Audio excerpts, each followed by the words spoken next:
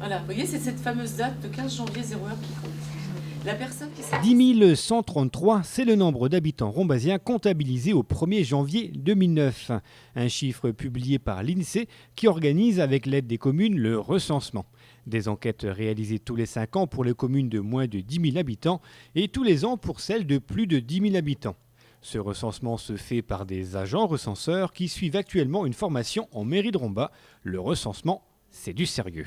Alors ça sert déjà dans un premier temps à dénombrer la population de la commune et les logements, mais ça sert également pour la dotation globale du fonctionnement d'une commune. Le maire touche sa dotation globale de fonctionnement en fonction du nombre d'habitants de sa commune, et c'est comme ça qu'après il peut mettre en place des infrastructures au sein de la commune proprement dite. Connaître le nombre exact d'habitants est donc primordial pour une commune et plus particulièrement pour la ville de Romba, qui cette année a limité la casse en restant au-dessus de la barre fatidique des 10 000 habitants. Car moins de 10 000 habitants, et c'est bien sûr une dotation globale inférieure, une politique de la ville différente, et même des acteurs privés certainement moins enthousiastes à s'installer dans notre secteur. Les résultats du recensement éclairent donc aussi bien les décisions publiques que privées. L'enjeu est donc important, d'où l'intérêt pour chacun d'entre nous de faire notre devoir de citoyen, si l'on fait bien sûr partie des 8% de logements tirés au sort pour le recensement de cette année. Les logements sont tirés au sort et on enquête les personnes qui sont à l'intérieur de ces logements. Donc c'est 8% des logements qui sont tirés au sort de la commune. Sur 5 ans, donc il y a 40% des logements qui sont tirés au sort. Et au bout des 40%, on fait une extrapolation et on donne la population de la commune entière.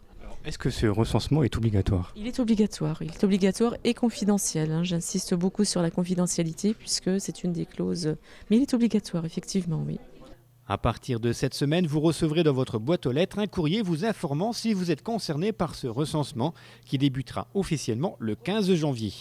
À Romba, seuls 2 agents seront habilités à faire ce recensement. Il s'agit de Blandine Colneau et de Françoise Belloni. Les 2 agents recenseurs vont passer auprès de la population concernée.